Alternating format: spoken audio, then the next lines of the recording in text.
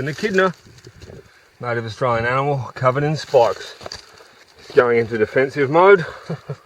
Just see his eye just there and his little head buried under the log.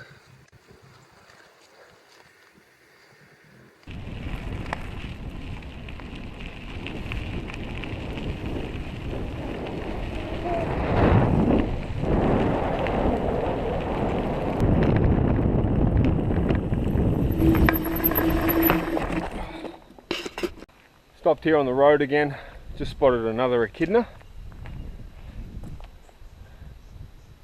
Just in there.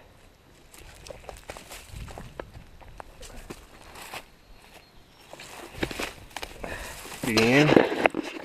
This is what they do when they see you coming, they just start burying their underbelly, the soft part of their body. Whatever you do, don't touch him. Underneath there is his soft underbelly. Hey sir.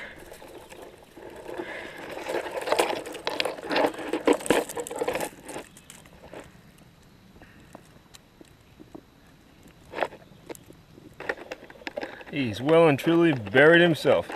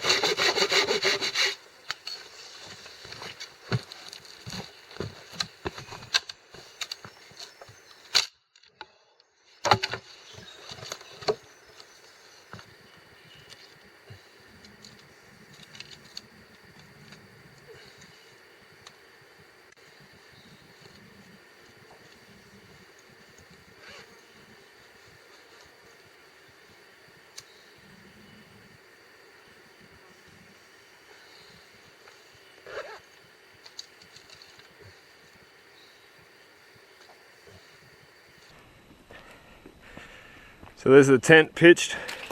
One thing to be careful of in summer particularly is putting a tent next to an ant nest. Unfortunately there's a jumping jack nest right next to my tent. There's one of them right there. Quite aggressive ants that can sting you. But fortunately my tent is completely insect proof. There's no way they're going to get through that event fabric. Ordinarily I'd leave the door just open a bit for airflow, just to air out the tent, but being so close to an ant nest like this, I'll need to engage the fly screen also before I go to sleep. While I sleep next to their fortress.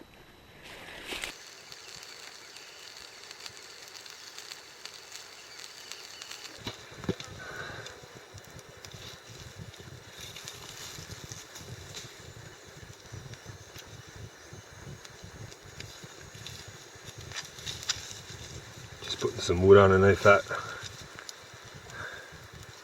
so there's no risk of the meat touching the dirt underneath the coals.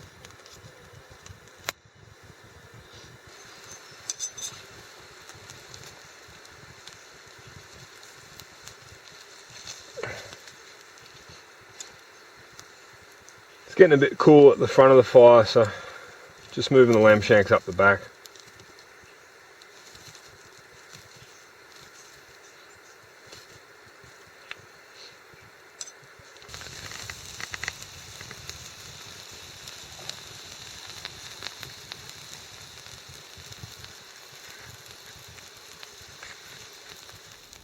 Looks like the potato and the onion might be ready.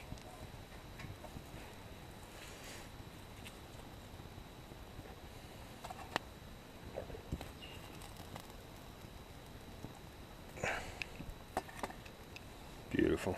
So the meat has now been in there for 38 minutes. Still flaming away like a little oven.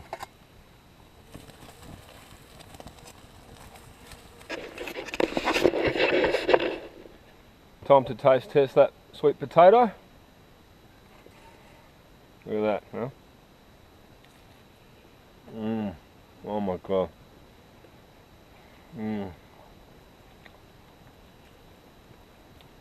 So crunchy on the outside.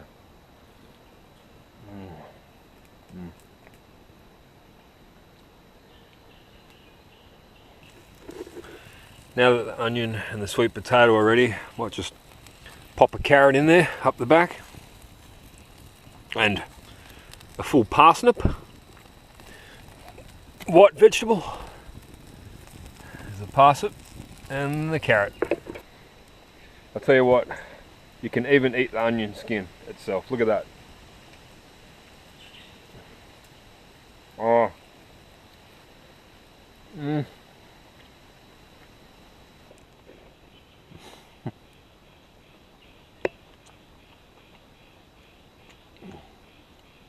Well, that's the way our ancestors cooked it for 1,000,000 years before fry pans were invented. Oh, beautiful.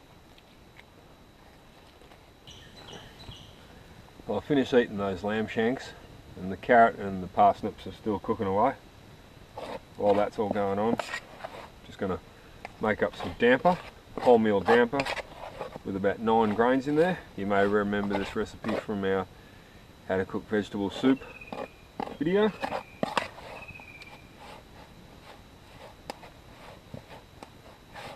Looks like that damper's a little bit dry, so just another splash of water. But at one point or another you have to get your hands in there and do the kneading.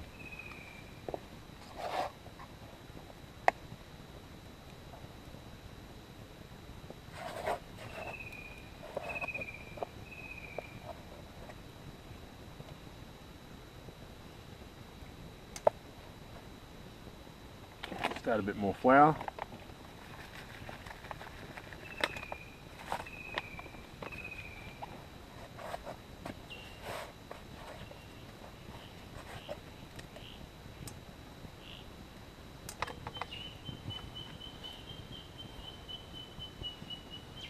There's that damper bun.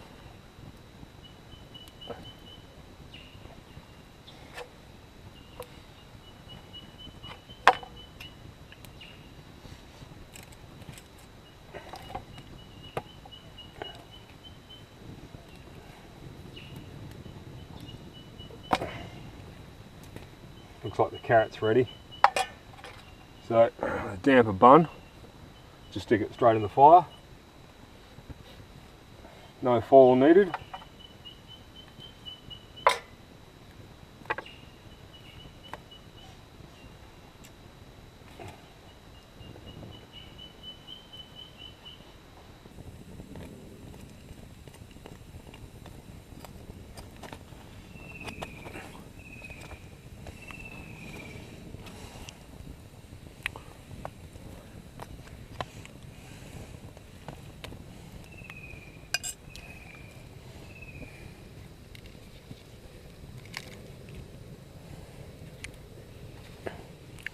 Full corn cob. Chuck that corn cob straight on the fire.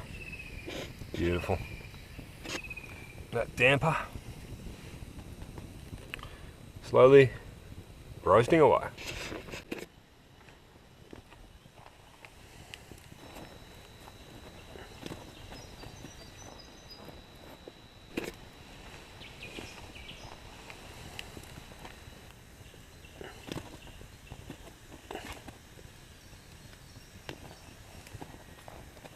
The damper making a kind of hollow sound when I tap it. Reckon it could probably go another 5 minutes.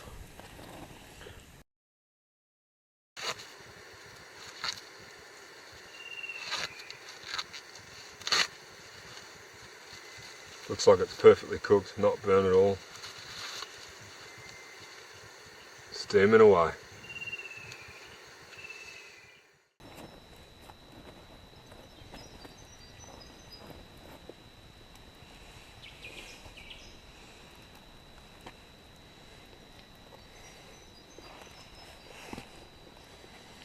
There he is, that wholemeal damper bun. Tap, tap, tap. It sounds hollow, that means it's ready.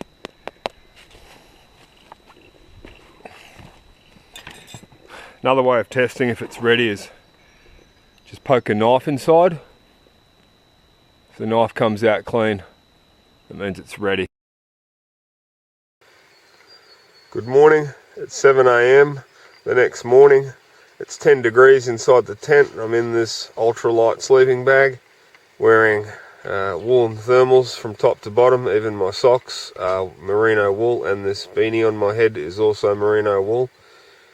So I'm gonna recook that damper from yesterday. Just slice up the bread into small pieces of toast and grill it with some cheese. Stay tuned. Breakfast is on its way.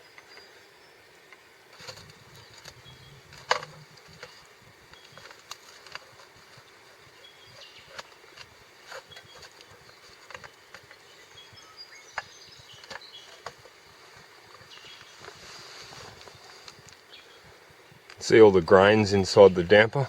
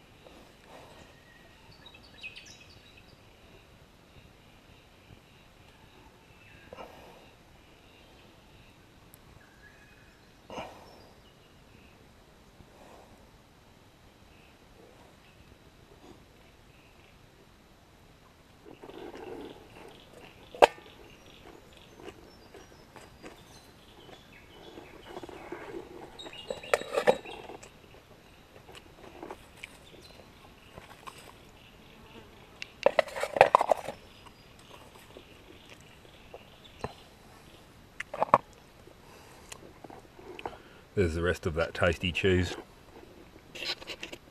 and what's left of the damper.